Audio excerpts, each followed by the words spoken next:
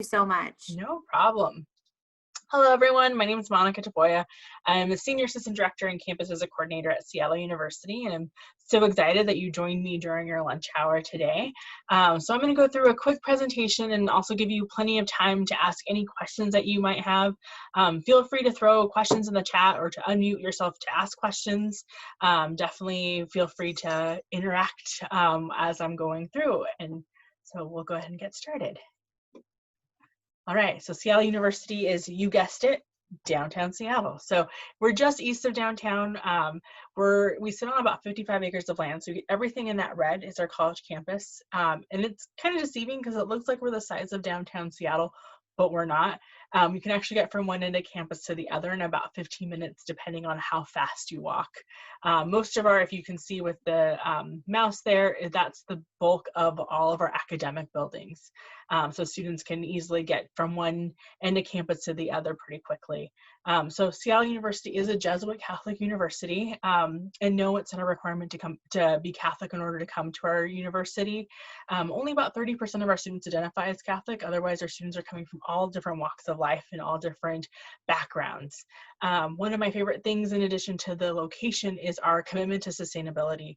Seattle University is definitely a leader in sustainability in the Northwest, and that we were the first school in Washington State to ban plastic water bottles and the first Jesuit school in the nation to divest from fossil fuels. So this is definitely from the commitment of our students to sustainability and their social justice and activism background as well. So definitely something that we're really excited and proud to have happen on campus as well. Also today we announced we have a brand new president that will be joining us this upcoming academic year. So we just, it'll be our first non-priest Jesuit that we've had in our history. So he's going to be our 22nd president on campus. So we're really excited about that announcement. So I'm looking forward to seeing what all the great big changes that are coming to Seattle U. All right, so diving right in. So we have over 54 majors on campus, and they're all direct entry. So if you know what you want to major in, you can apply. And be admitted into that specific program. That allows students to, from day one, have access to those professors and those advisors as well. And also having the opportunity to, again, work closely with them if you're interested in specific internships and job opportunities. However, if you're a student who doesn't really know what they're interested in studying or might have 5 different things you're interested in pursuing, our pre-major advising is a really great opportunity for students. They really work with you one-on-one, whether you're excited about math but have no idea really what a math major does after they graduate, or maybe you were a student like me when I was applying to school and I was like, what majors can I do that I no longer have to ever take math again? So they're really there to work with you and make sure that you're excited about the major you're pursuing and still graduating in 4 years. And then I mentioned we're a Catholic school, and it's in our core curriculum is where you're going to find the only religious requirement we have. So we require all students to take 2 classes in either theology, philosophy, or ethics. And so again, those classes vary. It's everything from like women in the Hebrew Bible to Jesus in Hollywood for Examine the Portrayal of Religion in the Media. Other popular classes are food and theology. There's a sports and religion class. So really cool opportunities to really explore the world around you via that core curriculum. It's also in the core curriculum is kind of where we ground our students in being able to be well-rounded in your education. So even though you might be a nursing student, you might still take a theater class.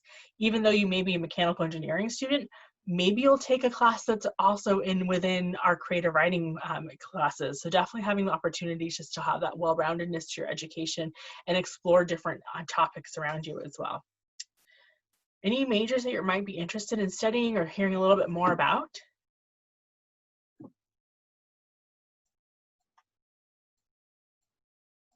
Feel free to throw those in the chat if you'd like.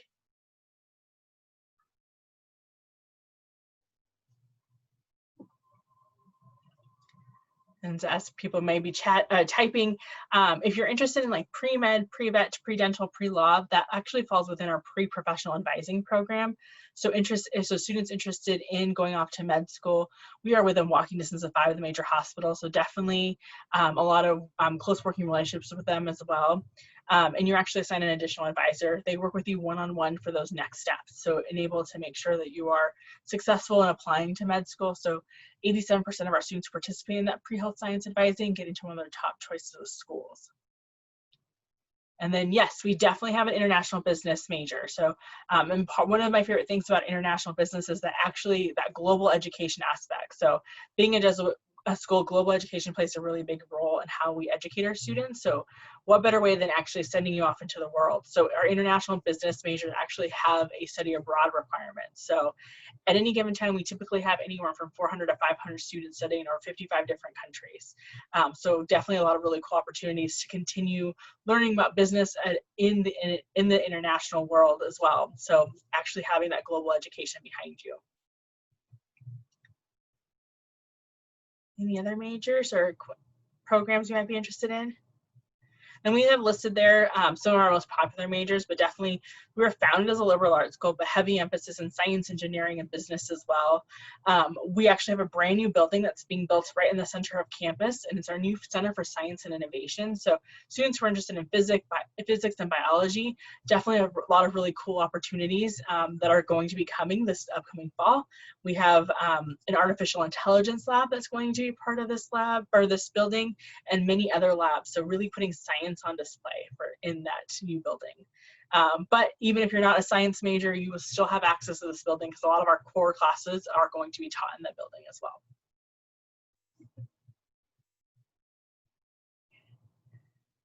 Go ahead and move on to the next.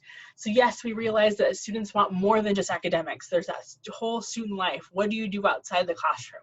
So we have over 130 clubs on campus, everything from social, political, to cultural, to the knitting nerds and the gamers. So definitely something for everyone. We have many different campus resources to make sure that our students are successful and while they're on campus and in their next, after campus as well. Some of my favorite places on campus include our Center for Community Engagement. They really connect students with different service opportunities around our campus. 75% of our students do some sort of service, even though it's not a requirement to graduate from Seattle University. So a lot of really cool opportunities. My other favorite is Career Engagement Office. They really connect students with different internships and job opportunities. Every quarter they have some sort of career and internship fair, so you're able to go make those connections.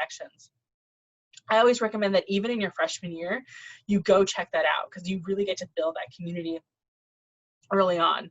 The other great thing I think that they do really well is that they really vet the different types of internships you might be doing. So if you're like, I got this really cool internship at this radio station, you're actually putting into practice everything that you're learning and you're getting to make some decisions and really sitting at the table as opposed to being like, I have this really cool internship, but all I'm doing is making copies for everyone and making everyone coffee. So we want to make sure that you're actually getting something out of that internship and bringing that credit back to campus and getting putting that on your resume as well. Any questions about any clubs we might have or any opportunities that you might be curious about?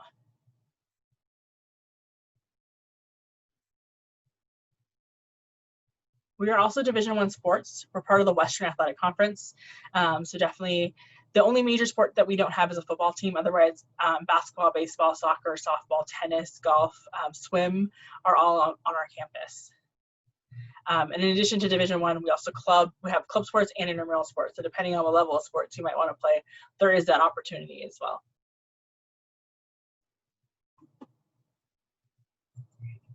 So we're going to switch gears a little bit and talk a little bit about the application process. So Seattle University is on the Common Application, so hopefully making life a little bit easier in your senior year. We are also now test optional indefinitely, so not just for this upcoming year.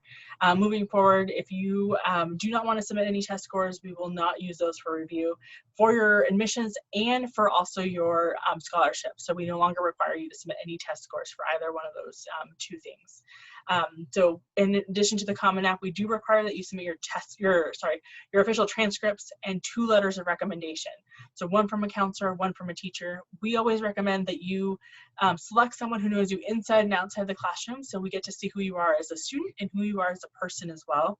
I forgot to mention at the very beginning is I'm actually this person who reads all of the applications from your high school. So definitely if you have questions, I'll have my contact information here in the next couple of slides. I'm happy to be your resource and really talk about the process or any questions that you have about campus. And then I always like to make sure that students know that we have transfer opportunities to Seattle University. I was a transfer student, so definitely making sure that you're aware that we actually have the largest transfer population of any private school in the Northwest. And then we do have two different deadlines. We have our early action, which is November 15th, and then regular decision, which is January 15th. Early action is non-binding, so even if you apply early action, you still have until May 1st to let us know if you'll be attending. And one of the advantages of applying early action is you actually get to find out between Christmas and New Year's if you've been admitted. Regular decision, you find out typically that first full week of March. All right, so now the big numbers. So our estimated total cost of attendance, or our sticker price, is about $65,970, which is a really high number, I know. But 91.5% receive some sort of financial aid. In addition to that, our merit-based scholarship is our most popular scholarship program, and those range from $8,000 to $25,000. So if you receive merit-based scholarship in your freshman year, it's guaranteed all 4 years as long as you maintain your major GPA, which is usually about between a 2.0 and 3.0, depending on your major. So pretty doable. And again, that's just what we estimate a student could potentially pay. Definitely being from a student from in-state, your cost of attendance for travel might be different than a student traveling from New York. So that'll just vary student to student. Additionally, if you are a college-bound student, you may be eligible for the Seattle U-Bound scholarship. So if you have a 3.5 and above, it potentially can lead to a full tuition scholarship. So definitely making sure you're submitting your FAFSA, which is February 5th, the deadline is February 15th. We try to make it as easy as possible in that you're not having to submit a ton of different scholarship applications. By simply submitting your Common App, you're automatically reviewed for merit-based scholarships. Simply submitting your FAFSA or WAFSA, you are kind of giving us an indication of like, yes, giant check mark, any scholarships I might be eligible for, definitely consider me for these. So really giving you that opportunity to be able to be seen for different scholarships as well. Any questions about those numbers or?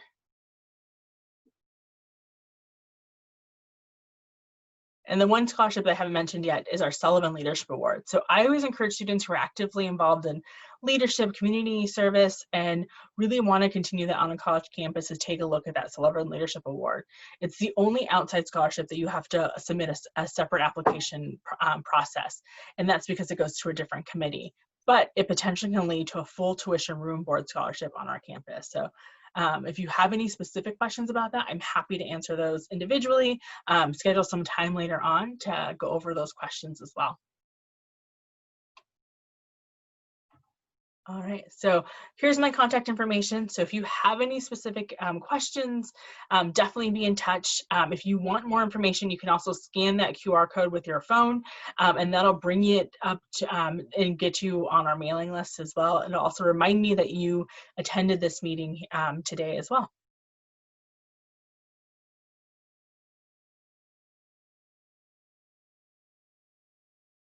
Any questions? How long do I get to like pick a major? Yeah, you can come in as already declared, knowing your major, or you can come in as our pre-major studies. And typically, if you're pre-major studies and kind of undecided, by the end of your sophomore year, you'll have picked a major. Can you pick like two of them, like double it? Yeah, so if you're interested in the kind of the College of Arts and Sciences, so I have a lot of students who are like fine arts and then arts leadership majors that are double majoring. It's a little higher if you're, or harder if you're doing any of the sciences or engineering programs, just because those are very credit intensive. But if you're interested in like business and maybe creative writing, that could be a possibility. Do y'all have like an abroad program? Yeah, so our education abroad is definitely something that's a very popular thing with our students. And I think it's because we do two things really well. One, we make sure it's affordable, so you're able to use your SU scholarships and financial aid in order to study abroad. The other thing is we want to make sure it's not a sacrifice to your schedule. So we want to make sure that you're able to participate in any classes, any research, and bring that back to campus so you're able to use that credit towards your degree as well. So as much as you may want to sit in a Paris cafe and drink coffee all day, you're actually going to be taking classes and participating in research. Monica, so some of your more competitive programs Mhm. like nursing, are those direct admit where the students are applying directly to the College of Nursing at the same time they're applying to Seattle U, or is it something that you're declaring after you're accepted? Nope, you're declaring that as you apply to the university. So nursing, definitely, if you're interested in nursing, that is one program that you do have to come in and declare that in your application. Unfortunately, that's the only program that you can't transfer into after you've been at Seattle U. So you have to come in and be admitted as nursing. But otherwise, all the other programs are pretty flexible, and it's just because of the nature of that cohort. So you're with the same students. So it's usually about 90 to 100 students that are in the same cohort with you. And so let's just say a student were to apply to Seattle U in trying to get into the nursing program. Is it possible to not be admitted to the nursing program, but still be admitted to Seattle U and just have to pick a different major? So it is possible. We have a section on the application that says if I'm not able to be admitted into the nursing program, I'd be happy to come in at a different major, but understand that I would never be able to be a nursing student at Seattle University. Great, thank you. Yeah, you're welcome. Does anybody else have any questions for Monica? What's your academic advisory system like? Yeah, so every single school or college has a advising center. And so especially in your freshman year, you're actually required to meet with your advisor before you register for classes. We do this for a variety of reasons. We do this because we want to make sure that you are still excited about your major. And we also do this just because we want to check in. Sometimes it's the first time you've lived away from home. And so you want to make sure that you are, still getting along with your roommate, that you're excited about the different opportunities at Seattle University, and making sure you're taking advantage of all the resources. So you're going to have more of a professional advisor in your first year. And then once you get to be a junior and senior, it'll be a faculty advisor. So you're going to be working directly with faculty members in your major. So they're able to tell you about any of their internship opportunities, any research opportunities as well.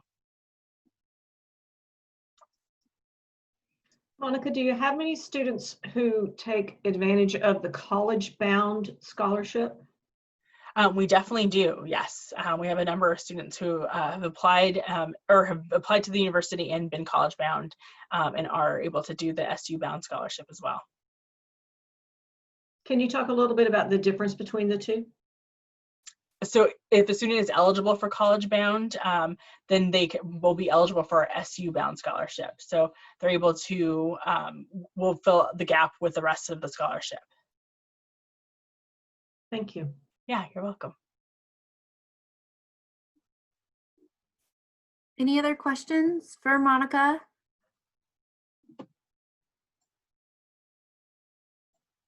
And feel free to type them into the chat or unmute yourself. Well, I'm going to post this video and Monica's contact information in grade level Google Classroom.